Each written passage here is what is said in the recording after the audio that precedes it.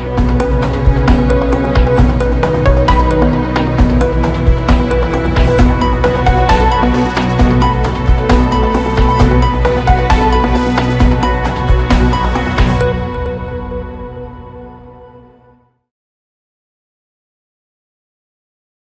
के नाम पे, गौ रक्षा के नाम पे, गौवंश की रक्षा के नाम पे कई बार हत्याएं जो हैं वो देश के अंदर होती रही हैं, क्योंकि प्रशासन का संरक्षण प्राप्त होता है। इस वजह से शायद जो हिम्मत है वो और बढ़ती है और इस तरह की घटनाएं हत्या की निरंतर जारी रहती हैं। नमस्कार, मैं मोंटू राजा, एंटी करप्शन इंडिया से स्वागत है आपका।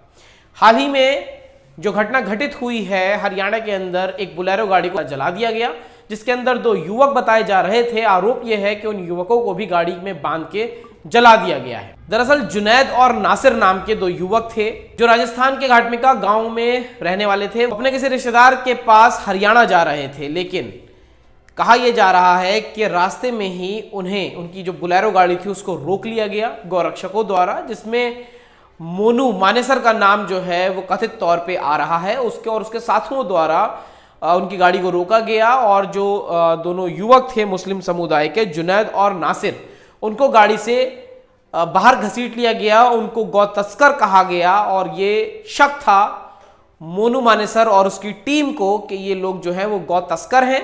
जिसके बाद उनको इतना मारा गया कि वो अधमरे हो गए और कहा यह जा रहा है जब वो पुलिस के पास लेके पहुंचे कि हमने गौ तस्कर पकड़े हैं, तो उनकी हालत देख के पुलिस ने उनको अपने संरक्षण, अपनी हिरासत में लेने से इनकार कर दिया। जिसके बाद कहा यह जा रहा है कि मोनू मानेसर और उसके जो कुछ लोग थे उन्होंने बोलेरो गाड़ी को दूर लेके गए। 100-150 किलोमीटर दूर जाने के बाद हरियाणा के भिवानी में उस बोलेरो कार को आग लगा दी गई और जिसके अंदर 2 जो कंकाल हैं वो भी बरामद हुए हैं। और आरोप ये लगाया जा रहा है और आशंका ये जताई जा रही है कि जो दोनों ये कंकाल हैं वो जुनैद और नासिर के हैं। दरअसल पूरी जो घटना है वो आपको बताएं, 14 फरवरी सुबह जो है जुनैद और नासिर अपने रिश्तेदार के पास हरियाणा सुबह निकले। उसके बाद 16 तारीख तक जब वो घर नहीं आए तो घर वालों को चिंता हुई और उन्होंने उन दोनों की जो है तलाश वो शुरू करी और पुलिस को भी सूचना करी। और उसके बाद खबर ये आई कि एक जली हुई गाड़ी जो है वो बरामद की गई है हरियाणा के भिवानी में और उस गाड़ी में 2 युवकों के कंकाल जले हुए मिले हैं। चेसिस नंबर से ये पुष्टि हुई कि ये वही गाड़ी थी जिसमें जुनैद और नासिर हरियाणा के लिए अपने गांव से निकले थे और उसके तहत जो है ये आशंका लगाई जा रही है कि गौ तस्करों ने जो है उनको इतना मारा। और वहीं अगर बात की जाए, जुनैद के बड़े भाई इस्माइल ने जानकारी देते हुए बताया कि कुछ चश्मदीद गवाहों ने ये कहा है, उन्हें बताया है कि गौ तस्कर जो है उन लोगों ने इनकी गाड़ी का पीछा किया। उसके बाद गाड़ी रुकवाने के बाद उनको घसीटा, उनको पीटा। उस पर यह आरोप लगाए गए और कहा गया कि तुम लोग गौ तस्कर हो। हालांकि अभी गाड़ी के अंदर से कोई भी गौ मांस या फिर गौ वंश का मांस जो है या गौ वंश को भी बरामद नहीं हुआ है। एक शक के आधार पे उनको पीटा गया और पुलिस ने जब उनको अरेस्ट करने से मना कर दिया क्योंकि उनकी हालत बहुत गंभीर बताई जा रही थी, तो गौ तस्करों ने, तो मोनू मानेसर और उसकी टीम ने कहा यह जा रहा है कि गाड़ी को दूर ले गए और गाड़ी में आग लगा दी। लेकिन चेसिस नंबर से इसकी पुष्टि हो गई है कि गाड़ी ये वही है। इस घटना के बाद जो है आईजी भरतपुर ने यह कहा है कि अभी ये पुष्टि करना कि ये जो दोनों कंकाल गाड़ी के अंदर जल के बरामद हुए हैं ये जुनैद और नासिर के हैं, ये कहना अभी ठीक नहीं होगा क्योंकि जब तक डीएनए रिपोर्ट नहीं आती तब तक इसकी पुष्टि नहीं हो सकती है। लेकिन जो सारे इशारे हैं और सारे तथ्य जो मिल रहे हैं वो ये पर्याप्त मात्रा में कहने के लिए हैं कि ये जो दोनों युवक हैं ये वही दोनों हैं जिनको गाड़ी में जला दिया गया। क्योंकि जो मोनू मानेसर है वो पहले भी कई सोशल मीडिया में भी है, यूट्यूब और फेसबुक पे हजारों लाखों इसके फॉलोअर और सब्सक्राइबर हैं और पूरा जकीरा लेके चलता है अपनी गाड़ी के अंदर। ये उसमें कई पिस्टल्स और रिवॉल्वर्स और राइफल्स होती हैं और इसके जो साथी हैं वो गौ रक्षा के नाम पे जो है लोगों को रोक लेते हैं और अधिकतर ये मुस्लिम समुदाय के ही लोग देखे जा रहे हैं जिनको लिंच करके मार दिया है।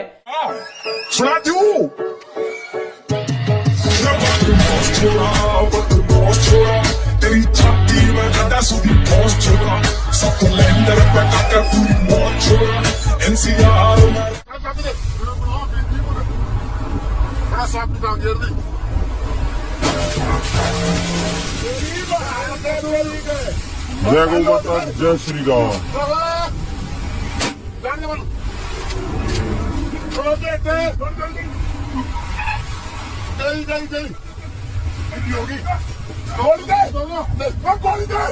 अपनी कैंपर रानी टक्कर मारते हुए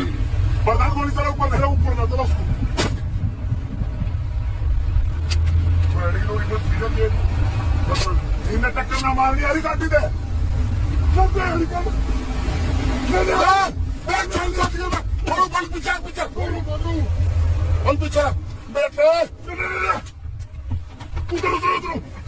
ये कोई पहला मुस्लिम या पहले मुस्लिम युवक नहीं है। आपको पता होगा वारिस की भी हत्या हुई थी, जुनैद की भी हत्या हुई थी, रकबर की भी हत्या हुई थी, पहलू खान को भी मारा गया था और उमर मोहम्मद को भी मारा गया था और कई लोगों को जो है मारा गया था। और इन घटनाओं में कई बार ये भी हुआ है कि गौवंश नहीं पाया गया, एक शक के आधार पर मार दिया गया है।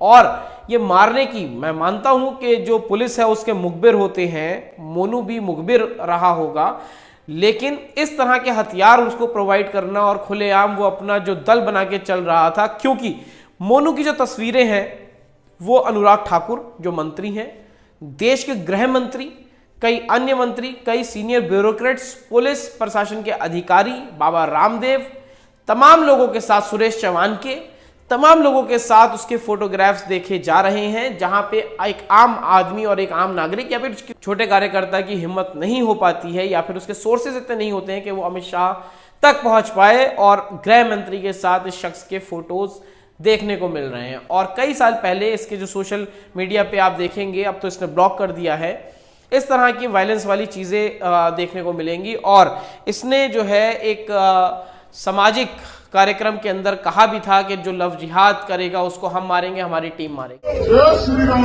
जय श्री राम, जय माता। भाइयों, यहाँ पे एक समाधान होना चाहिए। जो भी लोग याद करते हैं उनकी लिस्ट हमें दे और भाई हम और हमारी टीम उनको मारेगी। भाई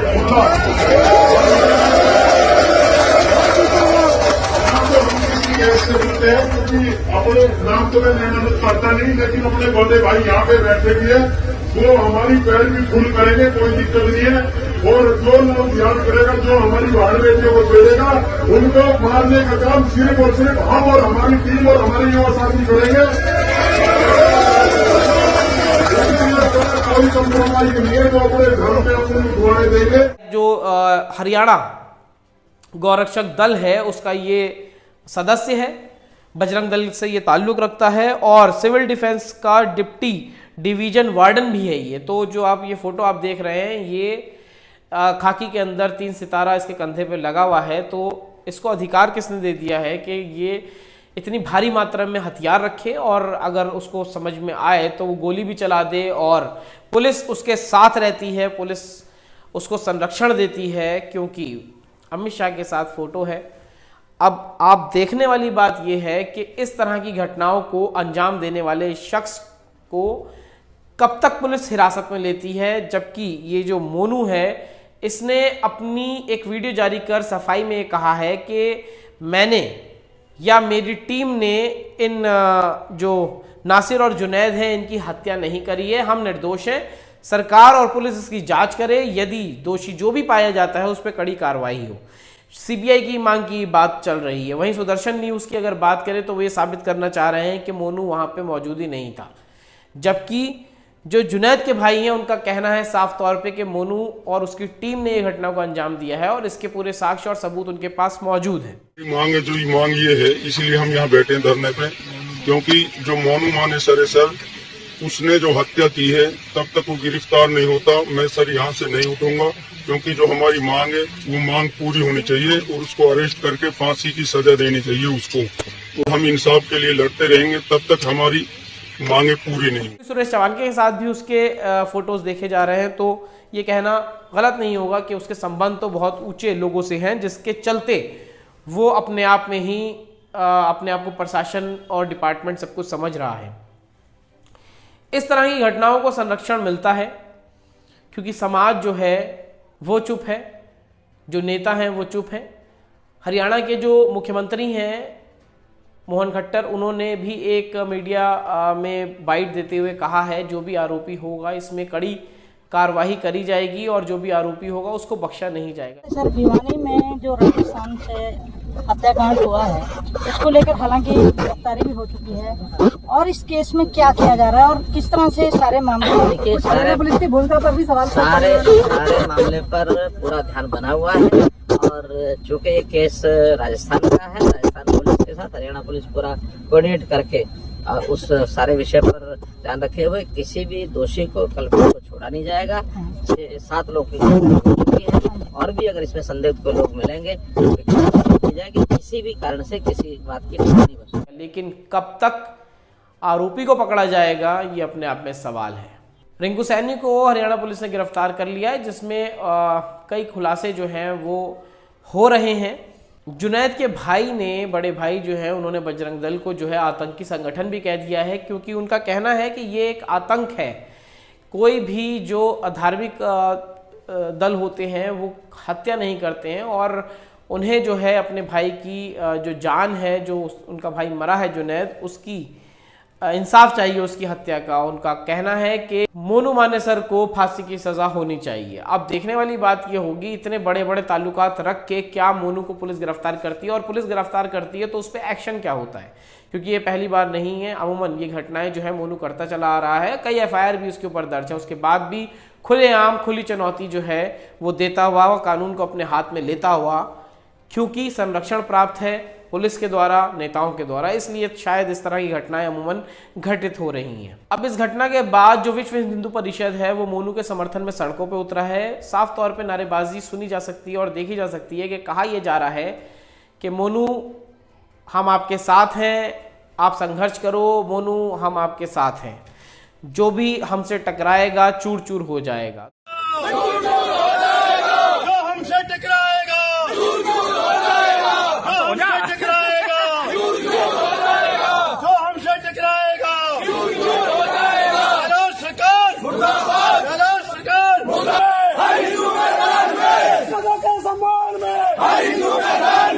रक्षकों के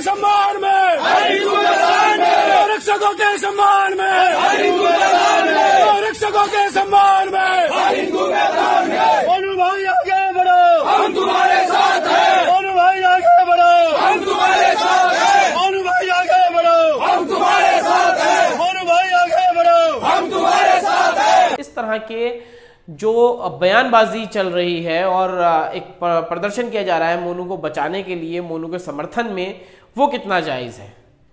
तमाम जो सोशल मीडिया पे आप देख रहे हैं जो चल रहा है और जो तस्वीरें सामने निकल के आ रही हैं, अपने आप में कई सवाल वो खड़े करती हैं।